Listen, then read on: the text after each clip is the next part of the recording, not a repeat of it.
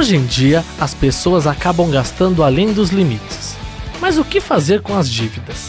A nossa equipe foi até o centro de Guarulhos para saber em que a população mais gasta e o que eles fazem com as dívidas. Eu tenho que pagar, porque senão eu não gosto de ficar devendo pra ninguém. Mas como que você faz isso? Quando eu pego dinheiro no pagamento, já vou gastando, eu pago minha dívida primeiro, aí eu gasto, não sobra nada pra mim. Sapato, roupa, são mais, é isso que eu mais compro. Gasto muito, creme, maquiagem, um monte. Coisa que eu gasto. Peço dinheiro pra minha mãe.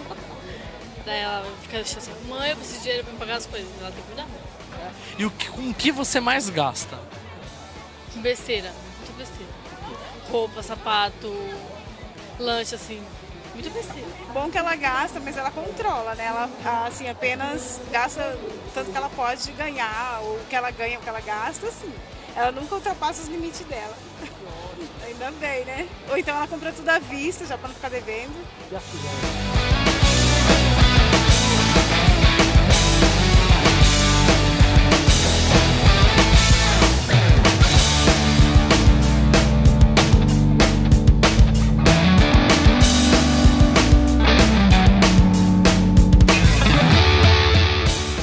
Sejam todos bem-vindos ao Espaço e Comunidade. É hora de saber um pouco mais da sua cidade. E hoje vamos falar, como tema, né? Vamos falar sobre dívidas. É um tema um pouco complicado. Acabamos de ver nesse VT o tanto que as pessoas gastam, não é mesmo? Quem nunca gostou de ficar horas na frente de uma vitrine? Melhor do que ficar é adquirir, é de consumir. Mas o que fazer quando não tem dinheiro? Simples, entre o nosso amigo cartão de crédito e vamos gastando sem dó, mas o pior é no final do mês, quando chega a fatura. E aí, muitas pessoas acabam pagando o mínimo e entram em dívidas. Para falar comigo, está aqui presente aqui no nosso programa, a professora de Economia, Nilza Siqueira. Professora, muito obrigado pela sua presença e por ter aceito o nosso convite. Eu é que agradeço a oportunidade. Professora, vamos já começar falando, todo mundo gasta. Todo mundo gosta de gastar, vamos gastar, gastar. Mas muitas pessoas fazem isso sem se preocupar. Por quê? Porque, na verdade, a facilidade de crédito te induz a isso, né? É um pouco, acho que, cultural do brasileiro, aquela coisa de gastar, não se preocupar muito se eu estou fazendo dívida. Ele fala, eu penso na parcela, hoje é uma facilidade grande de parcelamento no cartão de crédito, né? Aquela ilusão, você compra em 10 vezes sem juros. É ilusão, porque se você for comprar à vista, com certeza você terá desconto. Não existe essa modalidade sem juros, ninguém faz nada sem juros. E aí você acaba pagando mais por um produto que você poderia comprar por um preço menor. Fora isso, além de você comprar, paga mais caro, muitas vezes você compra uma coisa que você não precisa, né? Existe uma diferença entre aquilo que você quer e aquilo que você precisa. Nem sempre aquilo que você precisa é aquilo que você quer, ou vice-versa. Então, a gente compra, às vezes, no impulso, né? Eu quero aquilo, mas se você passar por aquele momento e não comprar, talvez uma hora depois você não compre mais. O impulso da compra já passou. E aí você acaba não comprando porque você só vai voltar para comprar se aquilo realmente tiver uma utilidade maior, se você realmente necessitar. Muitas das compras são feitas por impulso. E a facilidade do crédito, o cartão de crédito, coisas que nós não tínhamos, né? Alguns anos atrás nós não tínhamos essa facilidade. O dinheiro de plástico, né, ele facilita tudo. Eu acho que ele te dá a sensação que você não está pagando. Então, você fala com crianças hoje, 5, 6 anos, meu filho tem 6 anos, ele diz assim, não, passa no cartão, como se no cartão você não pagasse, né? Então, eu acho que isso está um pouco, eu acho que é um pouco da nossa cultura também. Acho que a gente não aprende e muitas vezes também não ensina o valor devido do dinheiro. E é sempre no cartão que as pessoas se enrolam? Ou tem outros meios? Eu acho que as piores ferramentas aí do endividamento é o crédito fácil, através do cartão, e o cheque especial, né? Porque o cheque especial é um dinheiro que ele está lá na tua conta, você abre uma conta, o banco já te dá um limite, e você vai usando como se ele fosse seu, não é? Você olha lá, eu tenho R$1.000 na conta. Não, você não tem R$1.000. É o limite da tua conta de crédito. E é um juros caríssimo, né? Em média aí é 9%, 10% de juros ao mês. Então, entrou no cartão de crédito, pagou o mínimo somente, entrou no cheque especial, é uma bola de neve. Em 3, 4 meses você realmente vai estar numa situação complicada, porque ele vai girando, né? Quando você começa com aquela, é uma dívidazinha aqui, é uma parcelinha 3 vezes sem juros, outra em 5, outra em 6, outra em 10.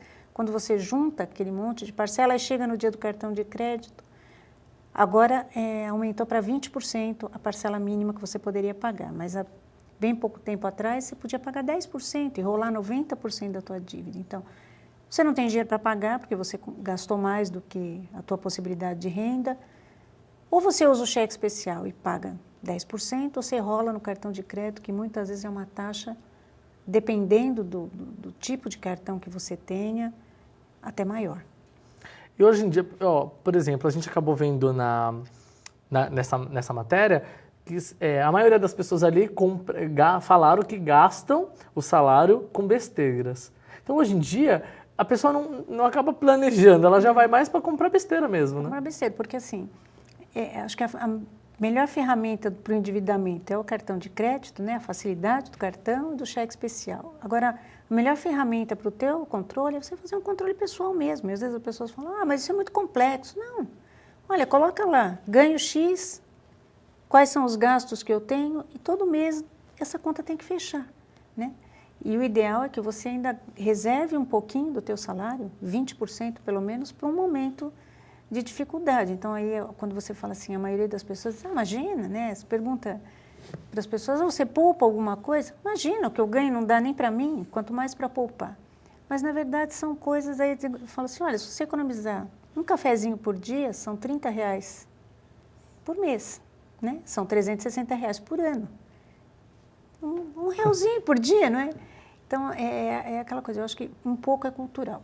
Tudo bem que nós temos, se você pensar em termos, o brasileiro tem um nível de renda que não é tão elevado, mas não justifica. Eu acho que é cultural mesmo, a facilidade, a falta de conhecimento, as pessoas não medem as parcelas, então tem lojas que colocam lá R$200, 12 parcelas de 20. Então a pessoa acha que está comprando sem juros, mas não está, porque não é 10 de 20, são 12 de 20. Isso passa muitas vezes desapercebido. Você pode observar que muitas propagandas induzem a isso, te induzem a pensar que é sem juros. Fora aquele que eles dizem que é sem juros, isso vai criando uma bola de neve, né? Então você percebe assim, quando chega a fatura do cartão, a pessoa tem 10, 12 compras que ela fez parceladas.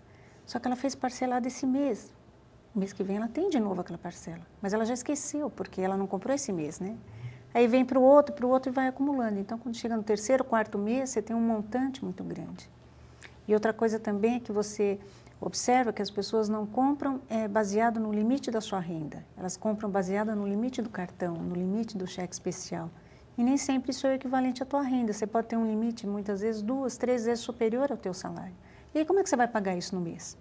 E aí você começa a vamos dizer assim, se encalacrar nessa dívida, né? E aí vai ficando difícil. E como a gente pode renegociar essa dívida, as dívidas vencidas? Então, você tem que procurar negociar, né, junto com as operadoras de cartão, quando você percebe que aquilo está se tornando difícil de pagar, você tem que negociar, bloqueia o cartão, pede para negociar, fazer em parcela fixa, cancela o cartão para você não continuar gastando, porque senão não adianta, você fica com a parcela fixa, porque algumas operadoras fazem isso, elas negociam, elas renegociam a tua dívida e dividem em parcelas fixas aquilo que você está devendo. Só que você tem que parar de comprar, né? Senão não adianta, não resolve, porque aí você vai ter a dívida do parcelamento e mais o que você continua comprando, não resolve. E qual é o melhor? Assim, se você for tentar hoje quitar uma dívida, seria melhor. Também a gente também, hoje em dia a gente tem a hipótese de adquirir o empréstimo, né? E também o financiamento. Então, é que quando você fala financiamento, você pode dizer assim, financiamento de bens duráveis, eu posso, de repente, tenho um carro, vou financiar o carro novamente para poder quitar as dívidas numa taxa menor.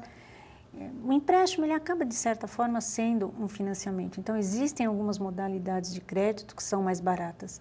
Por exemplo, a pessoa pode procurar na empresa onde ela trabalha, verificar se ela tem convênio com algum banco, para fazer um empréstimo consignado, que é descontado no salário, por ele ser descontado no salário, a taxa de juros é menor.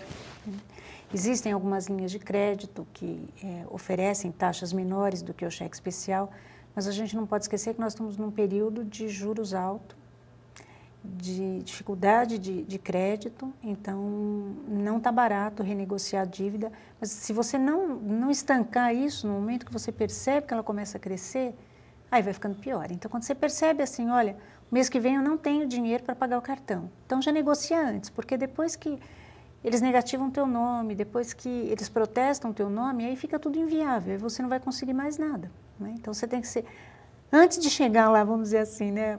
Antes de você chegar lá no fundo do poço da dívida, você tem que ter essa noção e falar, não, eu preciso parar um pouquinho antes. Por mais que seja difícil, depois que o seu nome for protestado, depois que cortarem todo o teu crédito, aí você fica numa situação mais complicada. E no caso do Serasa, eles só é enviado títulos bancários? Não, qualquer título, né, que você assine como devedor, ele pode ser enviado para o Serasa. Ótimo. Professora, nós já vamos continuar com esse bate-papo. Eu vou para um rápido intervalo. Nós vamos continuar, tá? Esse bate-papo aqui tem muitas perguntas ainda, tá bom? Voltamos já.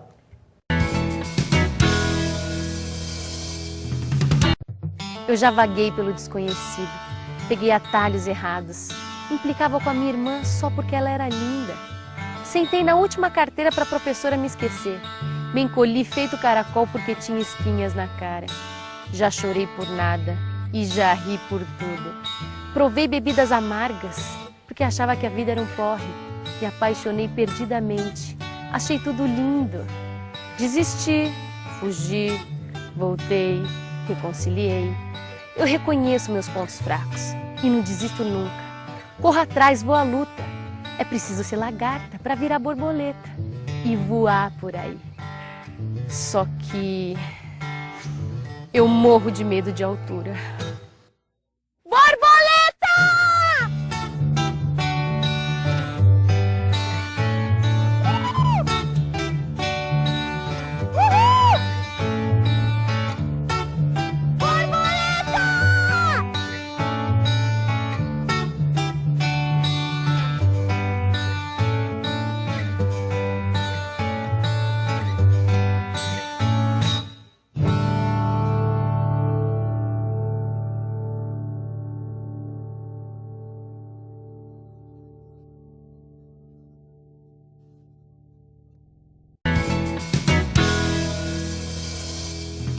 Estamos de volta com Espaço e Comunidade e hoje como tema estamos falando sobre dívidas.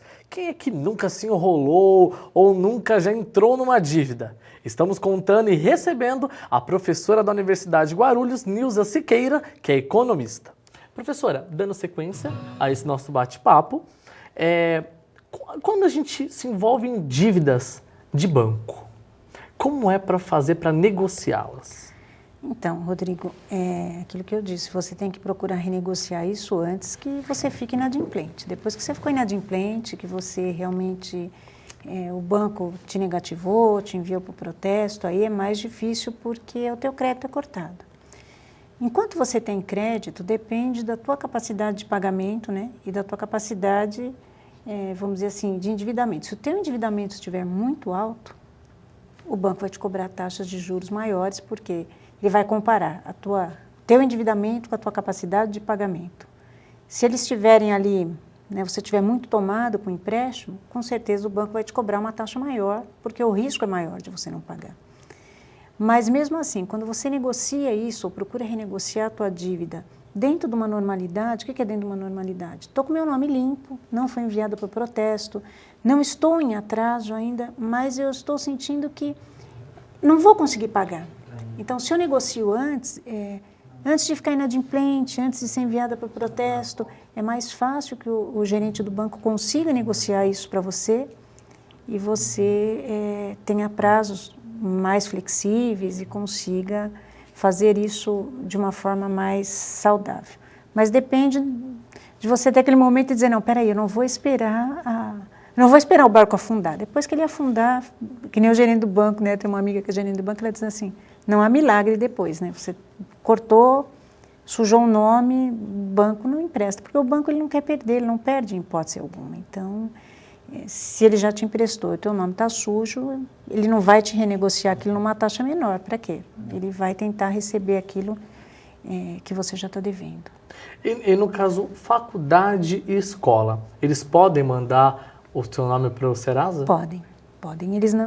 Eles podem mandar. Eles não podem impedir o aluno, por exemplo, de fazer uma prova. Ele está matriculado, ele tem o direito a fazer as atividades, mas encerrando aquele período letivo, ele não consegue fazer a matrícula novamente, porque ele está inadimplente e ele pode ser encaminhado, sim. Com certeza, é uma dívida contraída como outra qualquer.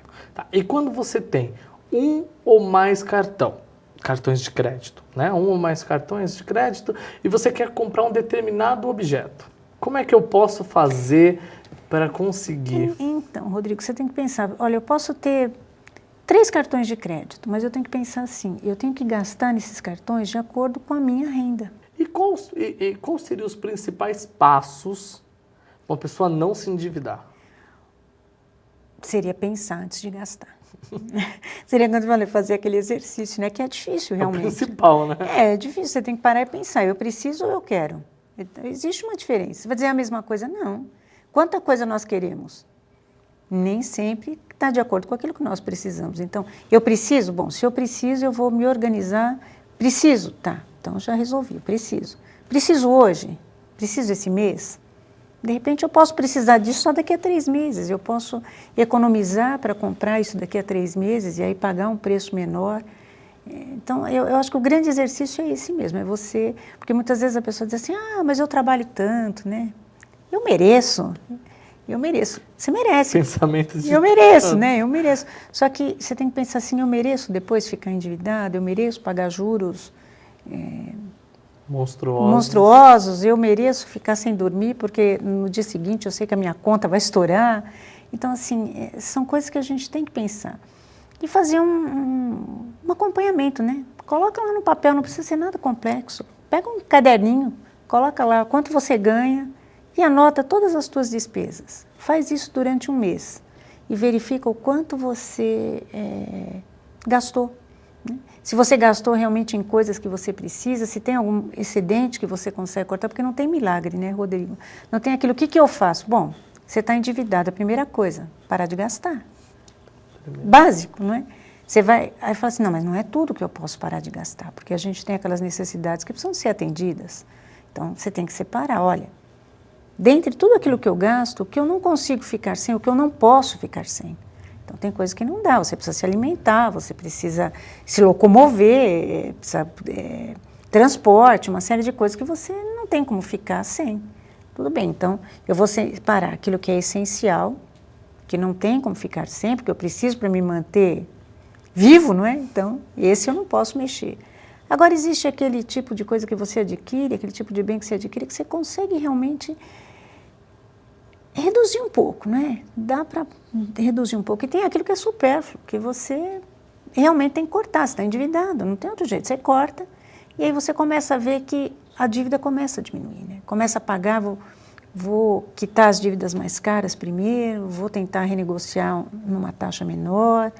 Não tem milagre, é conscientização. Acho que a conscientização ela vem em primeiro lugar. Você não precisa ser economista para fazer isso. Você precisa ter consciência que você não pode gastar além daquilo que você tem condições de pagar.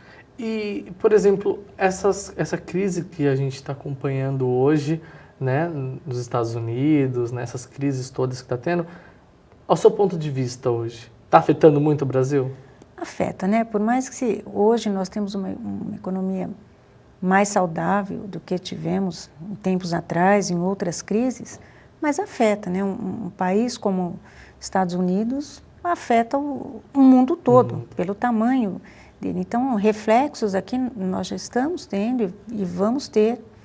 E também entra, quando você fala de dívida, né? Você vê que entra até na questão do governo. O governo também não pode gastar. Então, a última reunião, o governo, o Copom, né, que é quem determina isso, Comitê de Política Monetária, reduziu a taxa de juros para tentar fazer com que a economia se mantenha, com a promessa do governo de que ele vai gastar menos, porque o país também tem que gastar menos. Essa mesma conta que nós temos que fechar entre receita e despesa, o país também tem que fechar. E quando ele não faz isso, sobra para a população, né? Então, a dívida pública, né? A dívida particular nossa, você arca com tudo isso. A dívida pública não, você passa de geração para geração, né? Muitas vezes a dívida que é contraída nessa geração, ela fica para a geração seguinte pagar. Muitas vezes fica para os nossos filhos, para os nossos netos que vão herdar, né, o reflexo daquela dívida, daquele gasto mal realizado pelo governo nesse momento. Professora, eu quero agradecer a presença da senhora aqui no nosso programa.